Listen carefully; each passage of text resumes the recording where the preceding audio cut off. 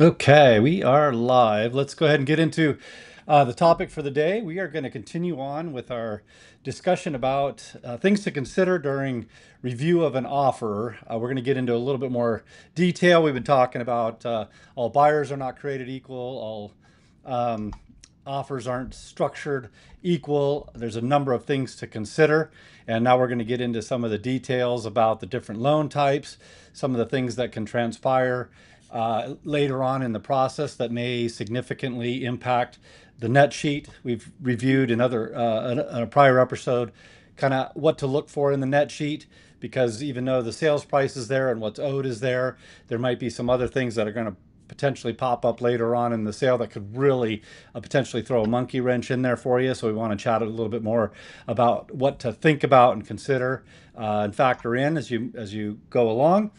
Some of the things that might also cost you money in the way of conditions associated to the loan during the appraisal and inspection process, and then some other nuances associated to seller concessions, things to consider, and how to maybe even restructure it such that it's more beneficial for you, the seller, than what the buyer and the buyer's agent have put together. So maybe even save you some money on that front. So with that, let's go ahead and introduce or not introduce. Chase, you've been no introduction needed. Let's just bring you on. How you doing today? I'm good, man. How are you? Yeah, good, good. You and I've been both been a little busy lately, so I appreciate you jumping on and bringing value to our viewers and listeners. So we always appreciate it. Yeah, absolutely. Hope it's value, right?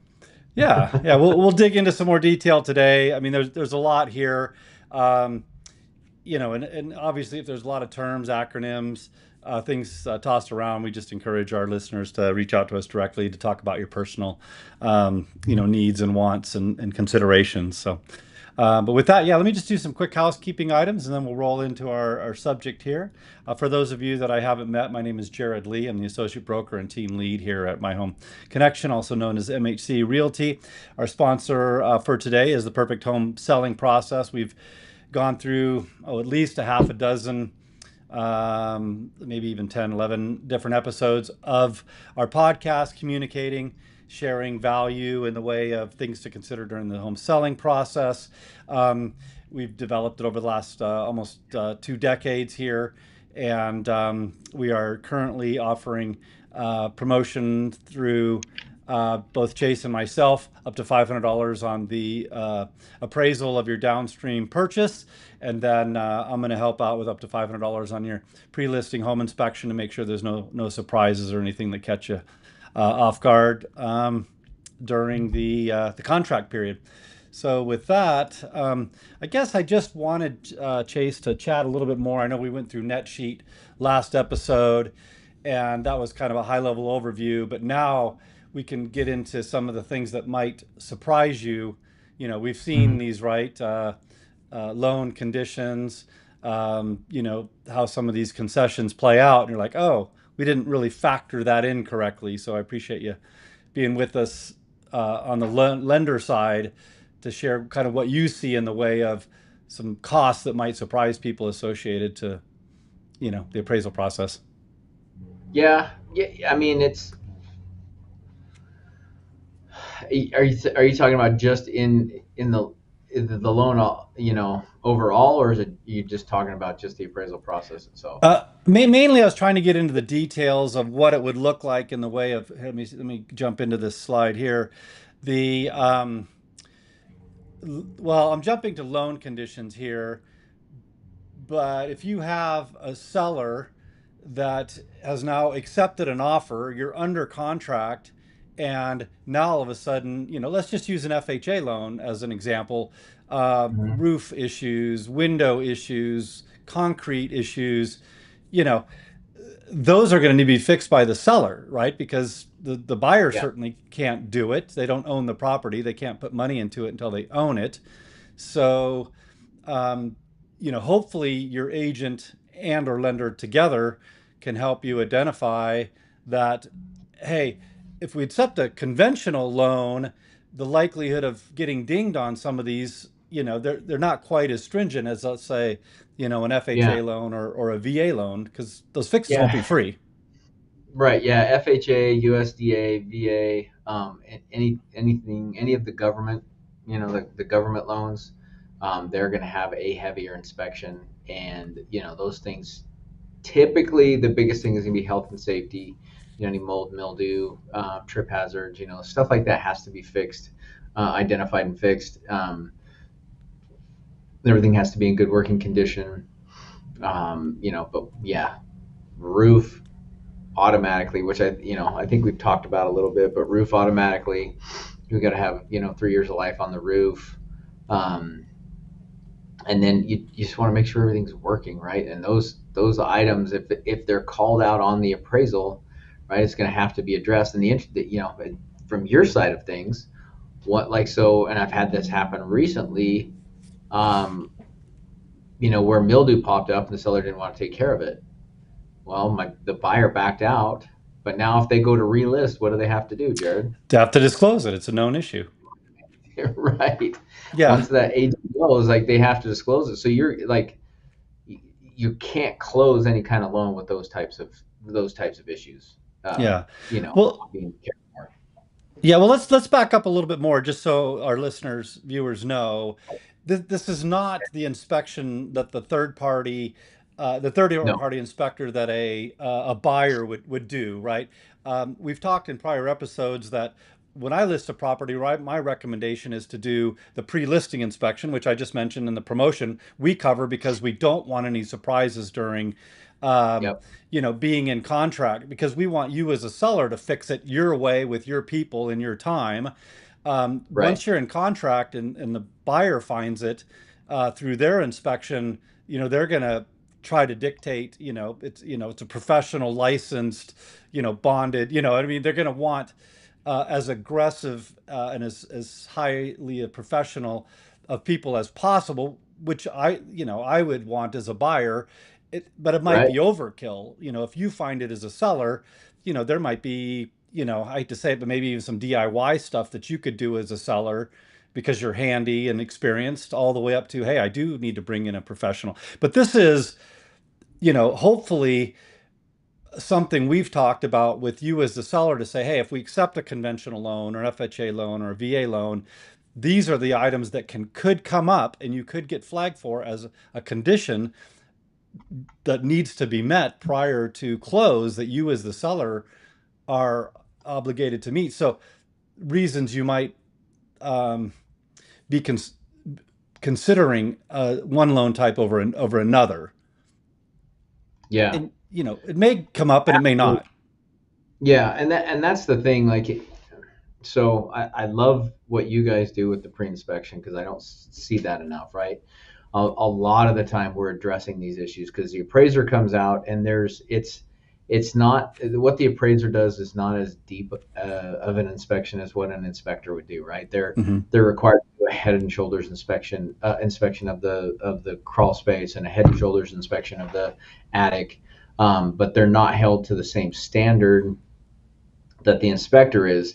However, anything that the difference being anything that you do with an inspector, that's a negotiation between the buyer and the seller and what they're willing and not willing to fix, and how that affects what you're willing to offer, right? Mm-hmm. Appraiser, if he or she sees something, that has to be remedied, Yeah, and your right? earlier point was, this is information that's shared, kind of with the mothership, if you will. If there's an Right. FHA borrower and they identify, the appraiser identifies something that goes into the system associated to that address, and you can't, as a seller, just say, hey, I'm not going to address that, Right. because if you get another FHA buyer Right. Well, and and your they're, agent is held to that legal standard, right? Once they're aware of anything like that, they're required to disclose. Yeah. yeah, two Right. So, reasons, right? Yeah, as a seller, you're going to have to disclose it. Why not just fix it now? yep. Um, Yeah, but FHA appraisal stays with that property. Once somebody's done an appraisal on that property, it stays with it for 6 months. yeah. And so anybody that, like, if that falls apart, the next people that come by are required to use that appraisal. Yeah. Yeah. So, what I want to communicate here is the cost associated, potential costs associated to these things, right? We have a net sheet and we broke down all kind of high level stuff, and now we're getting into the nitty gritty of things that might come up. Maybe small, maybe big though. Um, Yeah. but in my preference, it's get ahead of that even before listed, as soon as possible. The nice thing is you can tell them, hey, we already had an inspection. Hey, we've already addressed some items, and hopefully instill a sense of confidence in the buyer and moving forward with the purchase. They might do their and likely do their own third party inspection, but specifically today, the appraiser, uh, the loan's not going to go through. Mm. It's going to get, and then now you're all kinds of jammed up rather than falling back off, falling back, Yeah.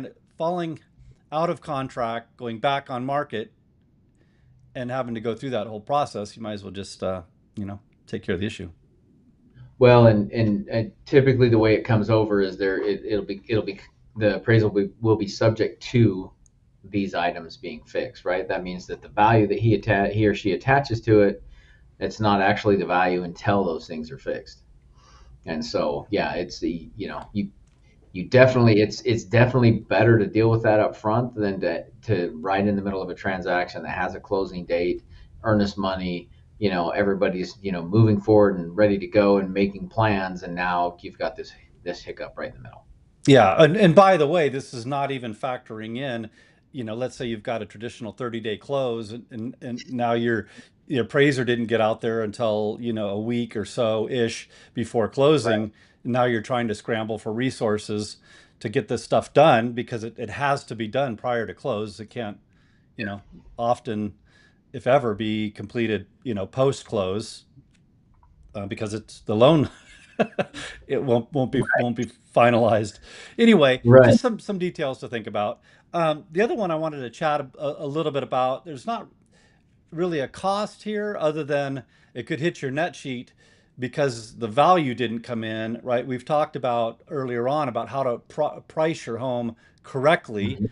And, you and I work closely together because it's not only the value that the market will bear that a buyer will give you, which is generally what us agents are looking for, right? Where the market's trending. Is it an appreciating market? Is it a depreciating market? Um, but also what an appraiser is going to associate as a value to the property. Um, Right. because if that comes in low, well, VA will call it a tidewater. Um, Hmm. and then, if your FHA comes in low, let's just say you're under contract for 500,000, and for whatever reason, the appraiser just can't find value for more than, let's just say, 490. Let's be, kind here. So now you're 10 grand off. Yep. Um, you know, that goes right to your net sheet because more often than not, unless it's a really strong seller's market, that's the sellers eating Hmm. that. Yes. Yeah, typically it is. I mean, we have seen where the buyer's buy no matter what, right? But that's pretty rare. Typically, it's the seller that loses that side. Yeah, because well, there's a number of things there, right? If we accepted an offer, let's say as the agent and the seller, um, I'm looking at the buyer and they're just barely purchasing this property by the skin of their teeth. They don't even have money to come out of pocket if they wanted to. Even Uh-uh. if they desperately wanted the property, the lender's only going to give them 490, and they don't have even 10 grand to put together. Yeah. Yeah, most of the Versus, time. yeah, Yeah. versus, hey, if I had multiple offers and I've got a buyer that has some savings, some reserve set aside, is bringing some monies to the table and really wants the property. Maybe some other things aren't quite as nice, but if I have a concern about appraisal, I can at least say, hey, these buyers are all in and they've got some cash that they could potentially bring to closing if need be. Yeah. Yeah, absolutely. So anyway, I just wanted to take that to the next, step of, appraisal coming in low. That can either blow up the deal or certainly shift the dynamic for you as the seller significantly. And it always causes a problem. No, there. I mean, yeah, whether it's items being fixed or value coming in low, there just is, and you don't know, that, and that's kind of the thing, right? With your you hope, or I hope as the lender, that they're working with someone that's a professional like you, that has done the due diligence, that has a good idea of where the value is. But even with that being said, you're trying to, as their agent representing them, you're trying to maximize their return. And Right. so you're going to try and push the envelope, right, a little bit. um, and so you just never know where those, and you never know what closes from the time that you list to the time that you go under contract, that could negatively affect your value, right? Yeah. And so there's Good. factors there. Yeah. Yeah. Well, that brings in the thing that I briefly mentioned. It's, if it's a depreciating market, uh, I have to understand that buyers are going to be softer on their price where they come at your home, but also appraisers, like you said, certainly new solds come in that drag down your value, or even some pendings are kind of lingering out there that are going to close in short order that would really hammer on it. You got to be aware of that stuff. So that goes back to our pricing conversation, right? About how to help sellers prices, to just go to some algorithm like a Zestimate, or, some other online appraiser, value estimates. It's never, I don't know about never, but it's seldom that easy. It's not. I mean, and even in the states that are, because like we've discussed 1,000 times, Idaho's non-disclosure state, so people don't disclose what their home sold for. You get to see what they list for, but that's it. But even in the states that are disclosure states, you know, you can get online and compare your house to this or that, but like you don't truly know, like what, like is there power lines in this house, or what's the quality of construction, what other factors that went into that, to what that house sold for. You don't know those things, Yeah. um, unless you're working for someone that has all the information and has the experience, to go dig out the information that they need to represent you the right way. Yeah. Yep. Absolutely. Well, let's go ahead and shift over to some seller concessions. And I wanted to bring this up for our listeners and our sellers, folks selling their home, because sometimes, there's maybe a more financially advantageous way for you to help your buyer buy your home, right? If Yeah. they, most people think, and even to some degree, a lot of agents think, oh, they'll just get a better deal by lowering the offer price. Okay. Um, but if I see an offer that my seller could help buy down the rate and it's cheaper than to lower the price, why wouldn't I counter that?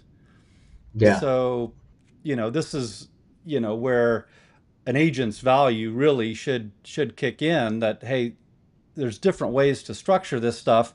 I work with folks like yourself to say, okay, I get an offer that says, let's just use round numbers, 7% interest rate from this buyer.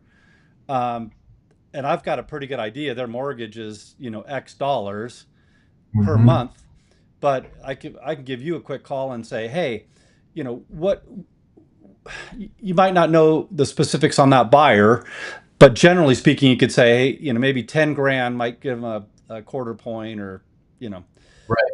something to buy that down. Now, $10,000 a lot cheaper for a seller than $20,000 off the price of the home. Right. And by the way, the 20 grand off the price of the home, that $500,000 home they're offering 484, didn't amount to much in the way of a reduction in mortgage. It, Right. not nearly as significant as a rate buy down, right? Yep. Yep. Tending. That's most of what we see right now, right? Like is the interest rate, because here values have creeped up, where interest rates have kind of held, even though we're, man, getting a lot of positive movement here in the last few weeks. Um, but that's what we're seeing, right? Is the biggest effect is that monthly payment on people's family budget. And so, yeah, understanding that and understanding how you can, even as the representative of the seller, how you can best benefit those people coming in, and really set up a better deal for both sides. I mean, that's key. right? And not everybody understands that or thinks about it. You know, you're just looking at, oh man, we got this under contract, let's go. Um, you know, in the grand scheme of things, right? Like the more problems you can solve, the you know, the better it's going to be for your clients. Yeah, you just want to have a level of experience and options to really help calculate or formulate, I should say, the best response to an offer, um, and to assume the buyer's agent knows all those options isn't a good assumption, right? I mean, we'd like to think the buyer's agents are really good, but they might not be super experienced with seller concessions and how to buy down rates. So we, as the listing agents, should be helping them with that because it's a win-win for everybody. Yeah, and again, man, I feel like a broken record some days, to be honest with you. But like, people don't understand how complicated this really is, right? We do it every day, so we have the benefit of knowing all the things that go, and part of our job is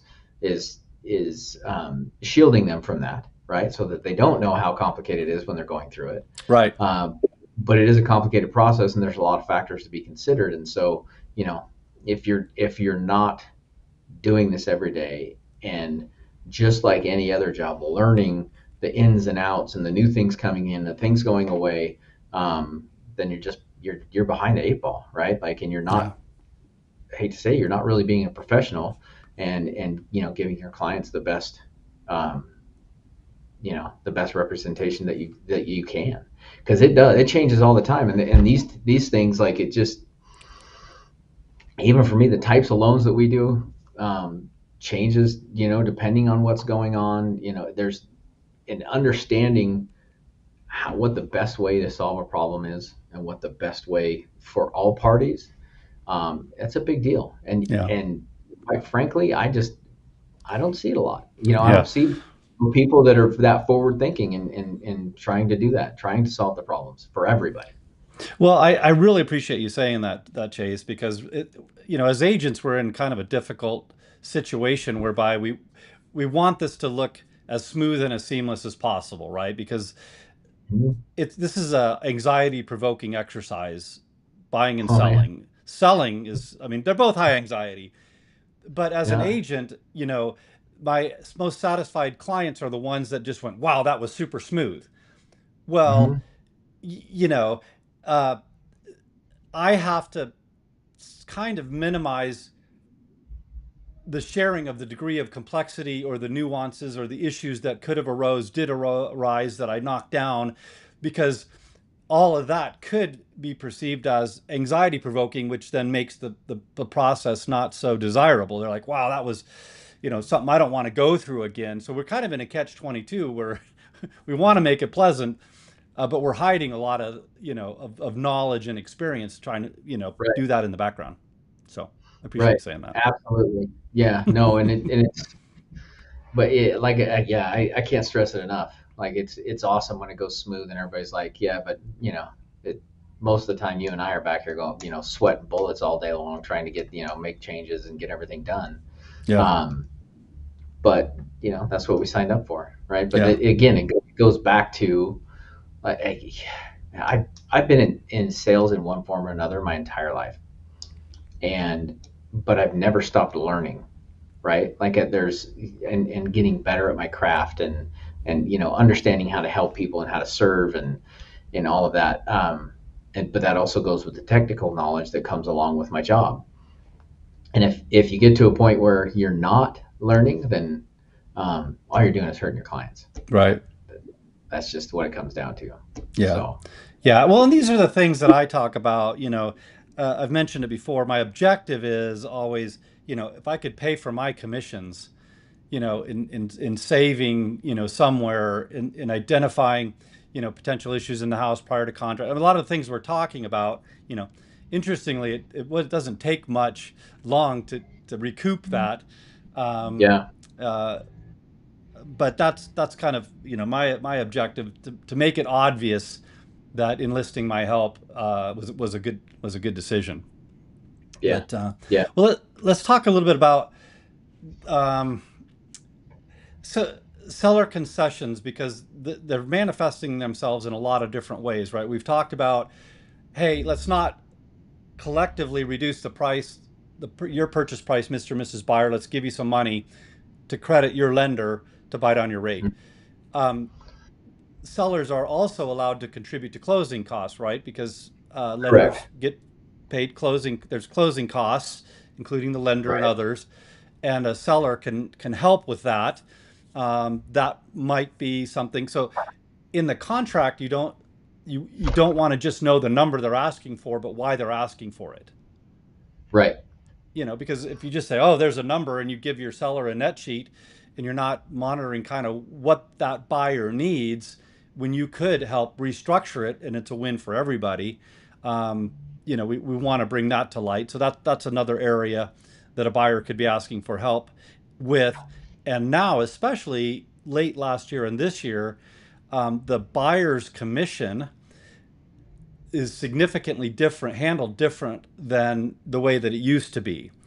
Meaning, as a listing agent, I would ask my sellers up front prior to listing, how much, we negotiate how much is it for the listing agent commissions and then how much is it for the buyer's agent commissions. And then Mhm. our office would receive the commissions and then have already agreed to pay out the buyer's agent commissions before it's even listed. So that's all kind of handled up front.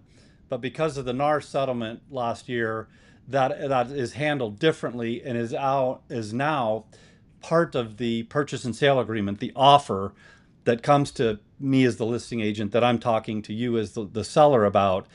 Um, and that obviously could have been negotiated at any point and is now oddly being negotiated during the offer phase, which is weird because that used to be illegal. You couldn't negotiate commissions uh, during the offer process. But my point is, that's yet another thing that we showed you on that net sheet in the earlier episode.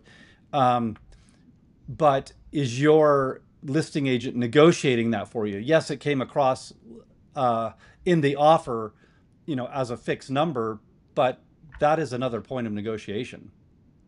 Yeah.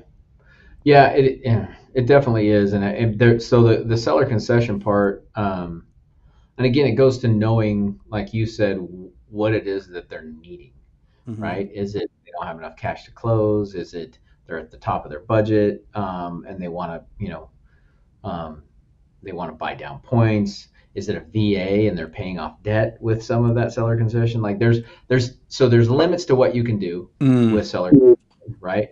So Mm-hmm. that would be the first thing, is being with an agent that knows that whatever you put your offer in at, that's acceptable.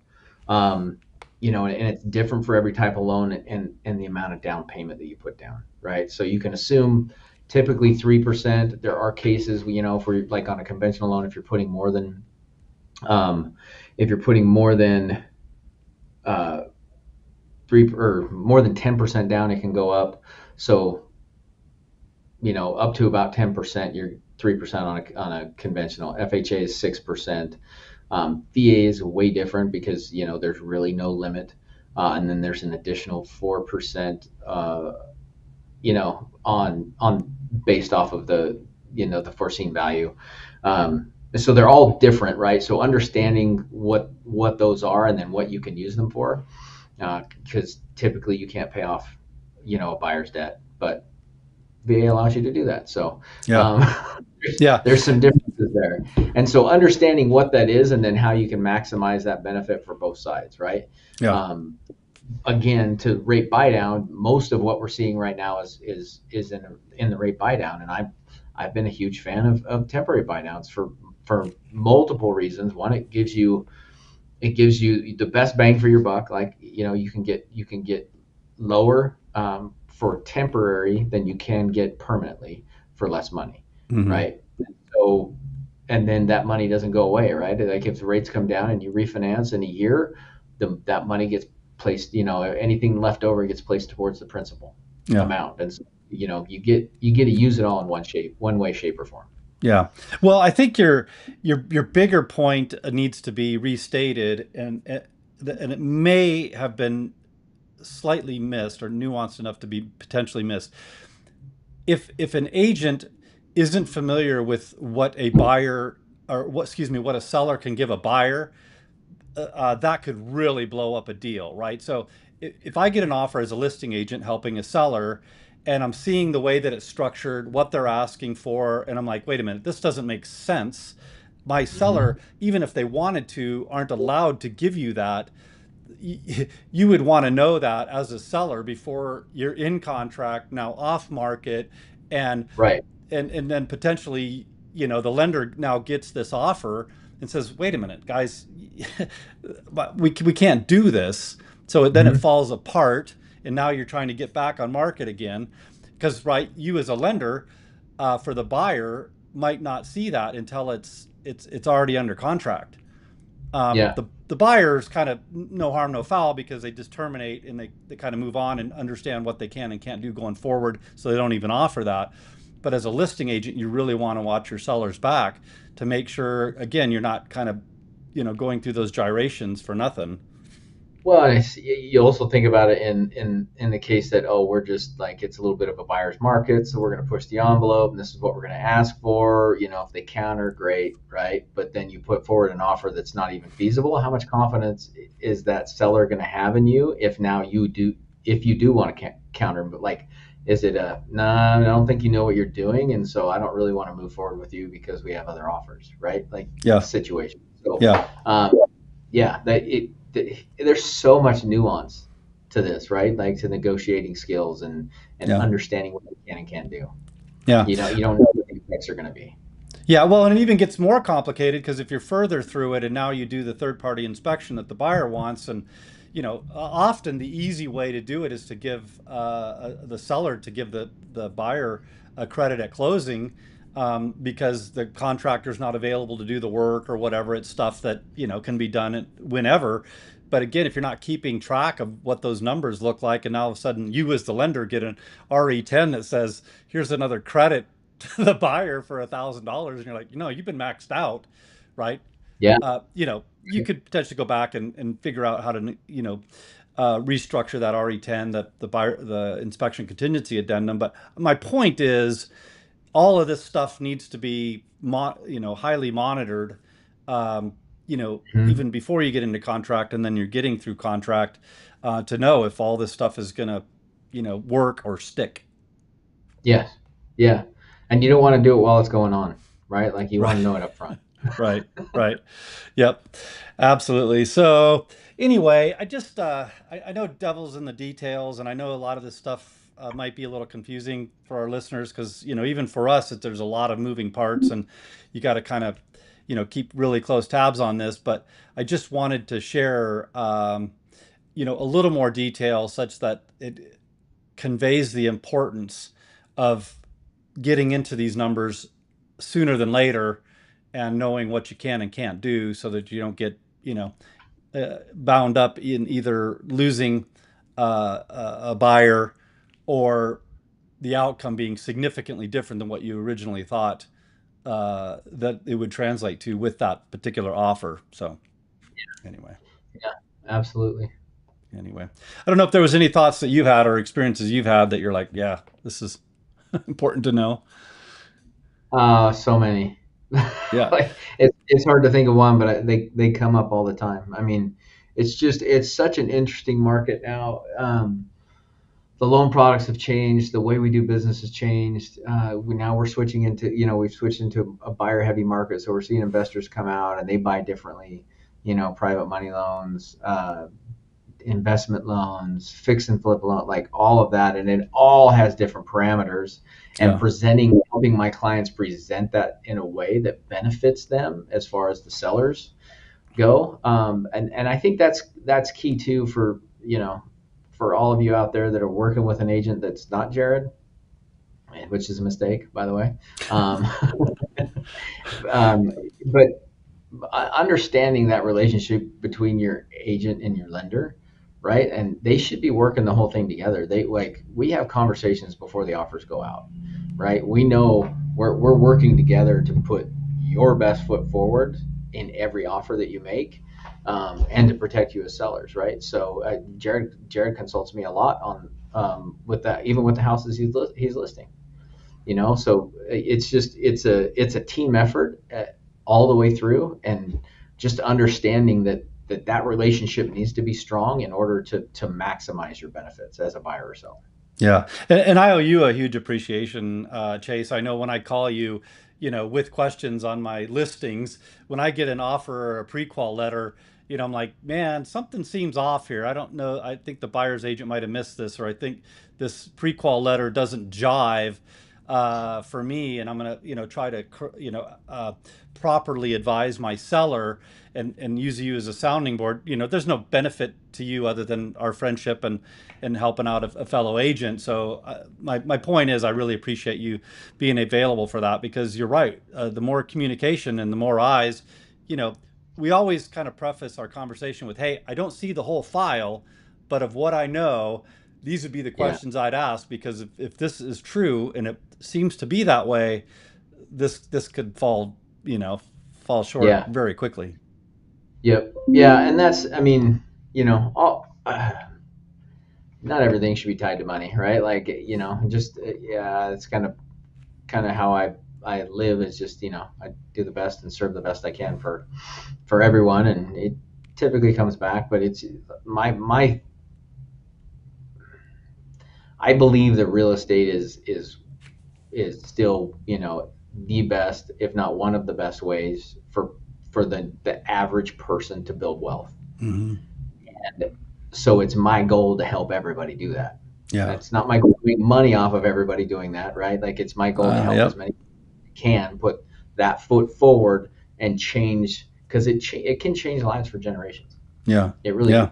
A good, bad experience can change lives for generations. Yeah, yeah, yeah, right. Grandpa had a miserable experience and is encouraging the kids and grandkids to, either Hmm. not buy or be extremely leery or cautious or what have you, because they didn't have the right resources. And I think that's a good way to wrap it up, Chase. Is how do we identify, folks, lenders, and agents that are serving our needs as sellers and buyers. That's super important, but also that this is a relationship business. There's Hmm.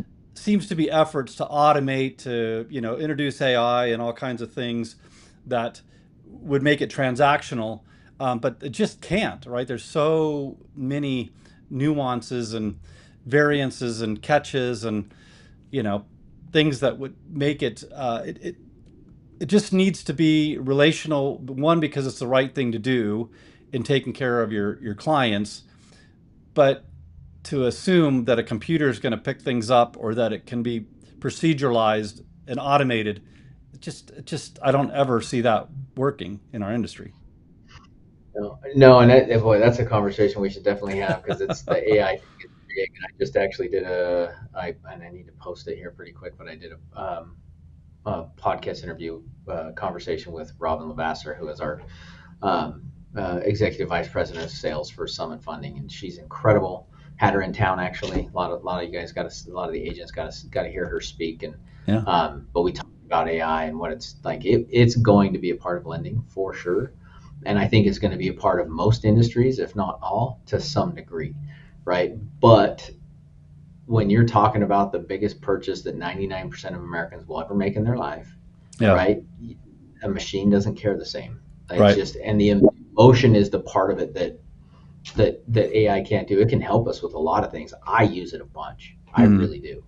Um, but yeah, the relationship is key. I mean, when you're, it's just not going to look out for you in the same way that a human being would. So, Yeah. Yeah, and I think you nailed it. It's the computer can't care. Uh, I was more talking initially about kind of the nuances and how to structure and put things together, because everybody's different. But the caring aspect of, hey, you could structure it two, three, four, five different ways, right? Um, but what is the best way, kind of for this buyer with because there's a lot of intangibles, right? Right. There's a lot of tangibles, but there's a lot of intangibles as well. The last thing I would say is, I'm as techie as the next guy, but I would never want for high tech to overwhelm high touch. I'm Hmm. good with introducing tech and making it efficient and fluid for my clients, but the touch never needs to be lost. That's Yeah, my take. and again, it's only as good as the information that's on the internet. Yep. Very And, amen to that. and guess what? We're still a non-disclosure state, so. Yep. Yeah. Yeah. That's right. That's right. So, all right. Well, we're about 40 minutes, so we did pretty good today. But hopefully, our listeners took a lot of value out of this. And the takeaway, as always, if you got any questions, please feel free to reach out to us. We'd love an opportunity with no obligation to kind of chat about your personal needs and wants. And we'd be glad to serve you in whatever capacity we can. Anyway, Absolutely. otherwise, thanks again, Chase. As always, we appreciate you. Absolutely. Thanks for having me, Jared. Absolutely. All right, everybody, have a blessed one. Take care.